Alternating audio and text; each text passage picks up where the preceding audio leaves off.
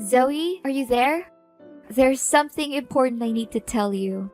I know your dad said I couldn't tell you this, but I think it's unfair to keep this a secret from you. Yes, I'm here. What is it that's so important, Eden? Well, it's about your dad. Seriously, I don't know where to start, but I feel like I have to tell you that your dad's health is in a very critical condition. He's in the terminal phase of a heart failure, and his condition is deteriorating at an alarming rate. I asked him to go to the hospital, but he wanted to stay home. I think he also knows that his time is running out. What? Why all of a sudden? A mere few weeks ago, when I last saw him, he seemed to be in good spirits and full of energy. How come his condition worsened so quickly? I just can't believe this. He was deliberately pretending to be okay so you won't have any suspicions on his condition. In reality, he was suffering from a lot of chest pain and fatigue. What a brave man, to think he would go to such length to protect you from all the possible emotional damage. I know that it's difficult to process all of this, but it's still an inevitable truth.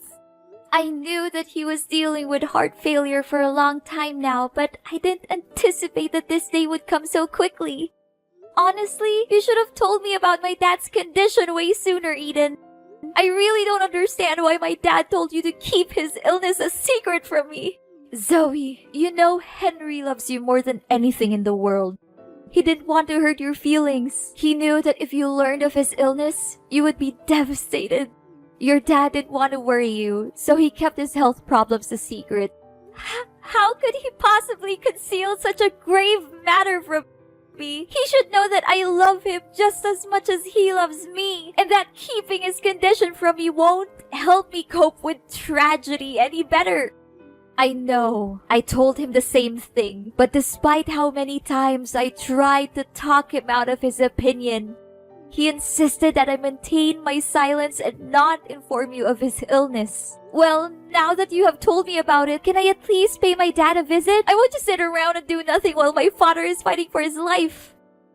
Zoe, I know that you want to see your father as soon as possible. However, if you were to appear at our home at this time, it would make me a traitor to his wishes, and I would never want that. You know, I gave him my words, and I can't just simply break my promise with him. What should I do now?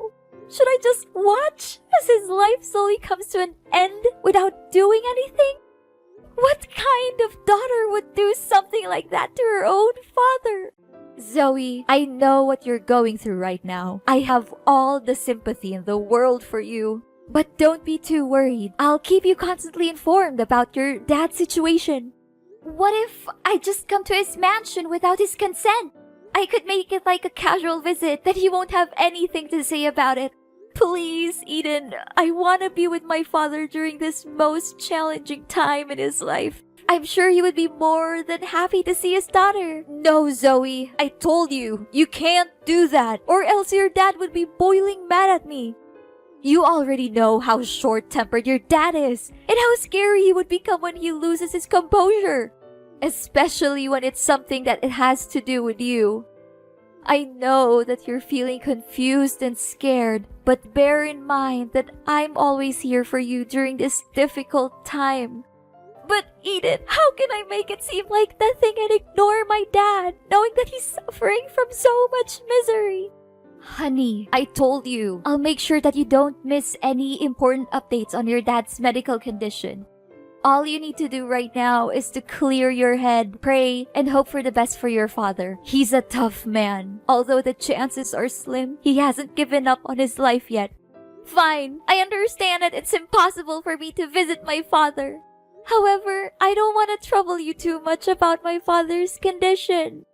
So can you please at least provide me with contact details of his private doctor, Mr. Davis? I just want to know more information on my father's medical prescriptions and his current condition. Oh, I forgot to tell you, Mr. Davis no longer works as your dad's private doctor anymore. He told us that he was experiencing some family difficulties and resigned shortly thereafter. Now, Dr. Brown is in charge of supervising your dad's health. Oh, okay. Would you be so kind as to give me Dr. Brown's phone number so I can have a word with him? Please send me as soon as possible because this is really important for me. Honey, you don't need to worry yourself too much with your father's treatment by contacting his private doctor. Me and Dr. Brown have everything under control. We always keep a close eye on Henry's situation and immediately interfere if anything goes wrong. I can't help but think that you're doubting my ability to take care of your father, and I feel a little offended by that. No, Eden, you're misunderstanding me. That's not what I meant at all. I believe that you have seen with your own eyes how well I have always taken care of Henry throughout the years. I undertake the daily tasks of cooking his meals, ironing and laundering his clothes, cleaning the bedroom, and ensuring that his workroom is spotless. I could ask the maids to do all the housework, but I don't want to. I think it's important for me to be a hands-on wife and take care of my husband myself. Zoe, I don't want to say this out loud, but I knew that you disliked me from the very first day I set foot in Henry's house. Is that correct? Well, I don't blame you. It's a bad reputation that stepmothers always have to bear on their shoulders. Eden, I'm sorry. It is true that I didn't have a good feeling about you marrying my dad from the start because I thought it was a hasty decision. But as I came to know you better, I came to realize that you truly love and care for my father. In fact, you were the one who strongly opposed my father's decision of forcing me to move out of his house due to certain misunderstandings between us, and I'm really grateful for that. I want to know more about my dad's condition, but that doesn't mean I don't trust you to take care of him. Those are two different things. Fine, honey. I'll give you Dr. Brown's contact. But don't worry too much. As I said, me and Dr. Brown have everything under control. Zoe, honey, I feel as though I've been stabbed by 100 knives in my heart. I cannot believe it happened so quickly. What is it, Eden? Is it about my dad? Yes, darling. Henry passed away peacefully in his sleep. This morning, when I entered his room, I noticed that he was no longer breathing. I immediately called Dr. Brown, who arrived shortly thereafter and conducted a thorough examination. He confirmed that your father had no signs of life. I am so sorry for your loss, Zoe. I know how you must be feeling at the moment, and I am feeling the same way. Oh, Father! So this day has finally come. I really don't know what to say right now other than thanking you for being by my dad's side during his last days of living. This is an extremely heartbreaking situation, and none of us would have wished for this. I understand that this is a difficult time for you, and I want to assure you that I have already taken care of the funeral arrangements. Your father's funeral will be held at his mansion within 1 week. It'll be a discreet one among family members, just as your father's will. I will inform you of the exact date and time as soon as it's finalized. I got it. Thank you for taking care of everything. I seriously don't know what to do without you. Did Father leave any parting words for you before he passed away? Henry was a thoughtful and prudent man, as you know. He had already carefully planned everything, including who would inherit his estate. According to his will, I, his legal wife, will be the sole beneficiary of his belongings and financial assets. This decision is clearly stated in his testament, and I am confident that you will not contest it. I'm sorry, Zoe, but you will not receive a single penny from your father. I find it weird that he didn't leave me anything in his will. I'm his daughter, and he loves me just as much as he loves you. He even hid his illness from me to protect me. I don't think he would have left me out of his will on purpose. Zoe, just accept that you no longer have a place in Henry's heart. I have been his primary caregiver for many years, and he has come to rely on me more than on you. You may not realize it, but the bond between you and Henry has weakened over time. In fact, he may have stopped caring for you altogether. That is why he decided to leave me all of his assets. He knew that I am the person who deserves them the most. No! It's simply not true what you said. My father's love for me has never diminished, even after my mother's death. The last time we saw each other, he treated me with the same warmth and kindness that he always has. I can confidently state that my father's love for me is unwavering and everlasting. You may continue to cling to your delusion about your father, but you cannot deny the fact that I am the rightful heir to Henry's vast fortune. If you have any objections to your father's will, you are welcome to come to my house and I will show you the testament that he personally wrote. I am confident that you will be able to identify his handwriting and signature very quickly. Admit it, Zoe. Now you're nothing more than a pitiful and abject failure. And me? After all those years of enduring that disgusting old man, I can finally achieve my goal, to acquire his fortune and a lot of it. What? What do you mean? Are you implying that you married my father solely for his wealth? I find your old father so disgusting that I have to hold back from throwing up every time I have to sleep with him. Do you really think that a beautiful young woman like me would be with your father because I loved him? That's the most ridiculous joke I've ever heard in my entire life. What? So you're saying that all of the years you spent caring for my father were nothing more than a calculated and deceitful ploy to gain control of his vast fortune? I was totally convinced that your words and actions were genuine. I believed that you were truly committed to watching over my father's well-being. Oh, honey. These sorts of performances are child's play for me. You believe that I was caring for your father, but the reality is that the maids were doing all the work for me. I simply gave them some money to keep them quiet so that I could take all the credit. You must be surprised by my intellect. Am I correct? I am curious to know who else could possess both intelligence and beauty like me. Eden, you're a person of astonishing shamelessness, greed, and despicable deception. I never imagined that you would be the kind of person. I believe that you truly cared for my father and that your intentions were genuine. The thought of how you pretended to be nice to me and my dad makes me shiver. And by the way, sorry that I got you kicked out of the house. I would be surprised if you didn't miss the days when you lived in your father's grand mansion, now that you've been reduced to living in a tiny rented house. I can only imagine how cramped and uncomfortable it must be for you after being accustomed to such luxury. Well, it is a life that you have earned, one that is fitting for a little brat like you. What? You were the one who orchestrated my being kicked out of the house?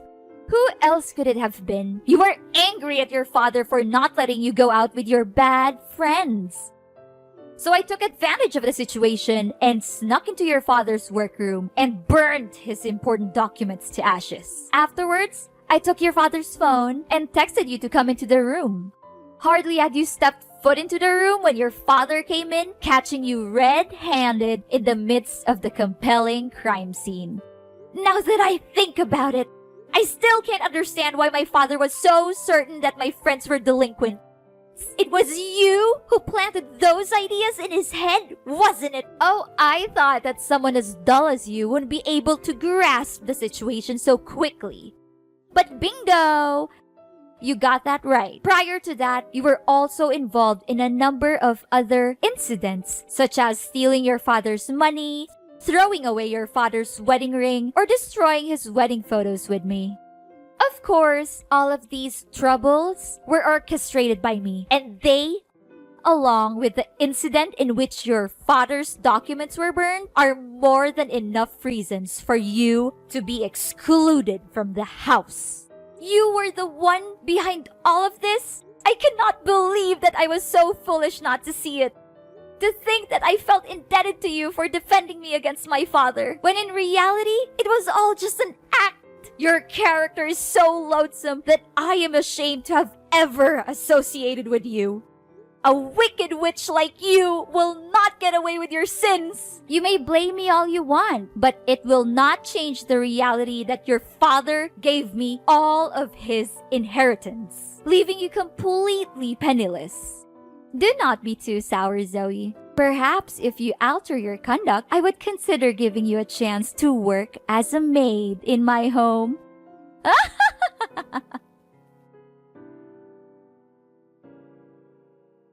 Zoe, I never imagined that you could be so embittered as to not even attend your own father's funeral. I am deeply disappointed in you, Zoe. What kind of daughter are you? I was about to ask you that very question, Eden. What sort of stepmother are you to commit such a heinous act? What sort of thing are you implying, Zoe? Are you still holding a grudge against me for not getting your hands on your father's fortune? If I'm not mistaken, you're simply sitting at home plotting some evil scheme to regain your father's inheritance. Are you not? Well, sorry to say, but that won't be easy, Zoe. You know very clearly that I am the rightful owner of your father's legacy. You even saw with your own eyes your father's testament, and you can't even deny that it is your father's own handwriting. Eden, I would not be so arrogant if I were you. In fact, I suggest that you prepare to face your worst nightmare for the vile crime that you committed against my father. What crime are you referring to? Are you perhaps fantasizing again? Don't attempt to deceive me with your pretense of innocence. I know everything. You coerced my father into signing a will that leaves all of his assets to you. Your boyfriend held a gun to his head while he was signing the document. Subsequently, you confined my father and Dr. Davis in the basement to prevent anyone from ever learning of your wrongdoing. What boyfriend? Seriously, I don't have a clue what you're talking about. Your father is dead. Stop deceiving yourself into believing that he's still alive. It's ridiculous, you know that. If you had attended the funeral, you would have seen your father's body in the coffin, but you declined to do so. Please, Eden, stop pretending. I know everything about your evil plan to hurt my father and steal his money. In fact, Dr. Brown is actually your boyfriend, Scott. He has assumed the identity of Dr. Brown in order to stay close to you. If I'm not mistaken, you had intended to marry him had things gone according to your initial plans. What? Don't just level such an accusation against me without any proof to support it.